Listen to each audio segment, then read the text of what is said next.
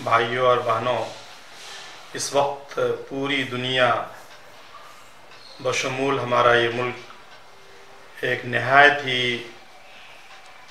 بھیانک صورتحال سے گزر رہی ہے۔ کرونا وائرس جو اب عالمی وبا کی شکل میں گویا ہر شخص کے سامنے موت کی گھنٹی بجا رہا ہے، اس سلسلے میں حد درجہ احتیاط اور تدابیر کرنے کی ضرورت ہے، اس لیے کہ آج تک دنیا کوئی دوا، کوئی ایسی چیز تیار نہیں کر سکی ہے جو اس کا علاج ہو سکے، جو اس کی کاٹ کر سکے۔ لہٰذا جو ہدایات دیے جا رہے ہیں سرکاروں کی جانب سے اور صحت کے ڈپارٹمنٹ کی جانب سے، ڈاکٹروں کی جانب سے، ان ہدایات پر سختی کے ساتھ عمل کرنا چاہیے،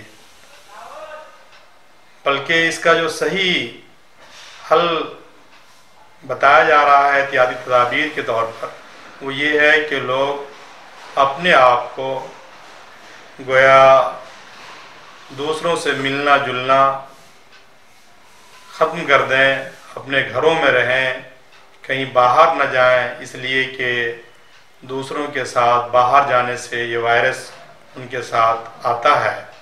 لہٰذا اس پر سختی کے ساتھ عمل ہونا چاہیے۔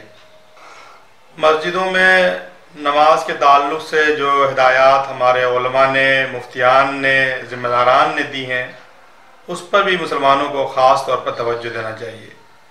مثلاً یہ ہے کہ وہ اپنے گھروں میں بیوی بال بچوں کے ساتھ باجماعت نماز ادا کریں، انشاءاللہ اس سے ان کا گھر کا ماحول اچھا ہوگا، اور وہیں پر اللہ سے گڑگڑائیں، دعائیں کریں اور اپنی غلطیوں کی معافی تلافی کرائیں، توبہ استغفار کریں، اور اس وائرس سے، اس وبائی مرض سے ساری انسانیت کی نجات کے لیے اللہ تعالیٰ سے بطور خاص دعا کریں۔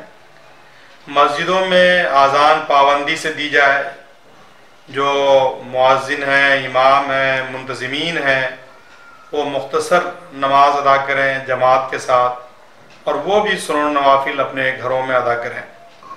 اسی طرح سے جو جمعہ کے دن بھی اسی طرح سے مختصر نماز ادا کی جائے، خطبہ جمعہ بہت ہی مختصر ہو، جو کم سے کم لوگ مسجد میں آئیں اور باقی لوگ اپنے گھروں میں ظہر کی نماز ادا کریں۔ مسجدوں میں صفائی کا پورا اہتمام کریں، جتنے بھی ادویات ہیں اس کا پورا استعمال کیا جائے، فرش کی بار بار صفائی کی جائے، وضو مسجد میں آنے سے پہلے وضو وغیرہ جو آپ صابن سے ہاتھ دھوتے ہیں اس کو دھونے کے ساتھ ساتھ سینیٹائزر کا استعمال کریں، کپڑے صاف ستھرے ہوں۔ پھر یہاں سے جانے کے بعد بھی گھر میں داخل ہونے سے پہلے مکمل صفائی کرنے کے بعد گھر میں داخل ہوں، گھروں کی بھی صفائی پورے اہتمام کے ساتھ کریں۔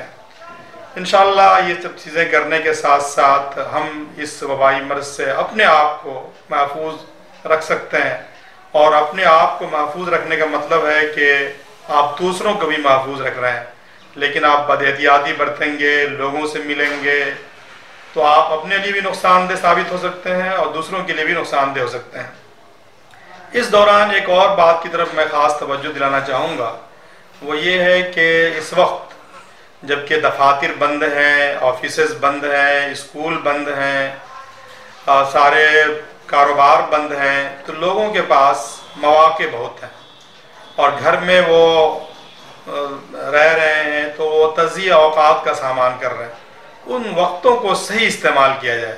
مثلا میرا مشورہ یہ ہے کہ آپ دن میں تلاوت قرآن کا اہتمام کریں، قرآن کو سمجھ کر پڑھنے کا اہتمام کریں، اپنے معمولات بنا لیں کہ صبح کے اوقات میں کیا کرنے ہیں، اور قرآن میں خاص طور پر جو مکی آیات ہیں جس میں اللہ کی وعیدیں سنائی گئی ہیں، ان آیات کا خاص تلاوت کی جائے۔ اسی کے ساتھ ساتھ دیگر اسلامک لٹریچر، تعمیری لٹریچر کا مطالعہ آپ ضرور کریں۔ ساتھ ہی ساتھ دن کے اوقات میں کچھ دیر آپ سو جائیں اور پھر راتوں میں جگ کر کے تہجد کا اہتمام کریں۔ تہجد میں اللہ تعالیٰ سے روئیں، گڑ گڑائیں، دعائیں کریں کہ اللہ تعالیٰ اس وبائی مرض سے ساری انسانیت کو بچا لے اور ہم تمام لوگوں کو محفوظ رکھیں۔ اس کا خاص اہتمام کیا جائے۔ انشاءاللہ یہ مرض اللہ نے دیا ہے، وہی اس کو مرض کو واپس لے گا، وہی شفا دے گا۔ لہذا اللہ تعالیٰ سے رجوع اللہ اس کا بہترین گویا علاج ہے، حل ہے۔ اللہ سے ہم کو رجوع کرنا چاہیے، قلبی تعلق قائم کرنا چاہیے۔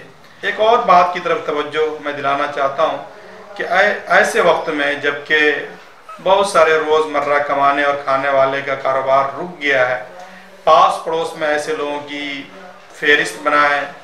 خود آپ کی ذات سے جو کچھ ہو سکتا ہے وہ آپ لازماً ان کو کریں۔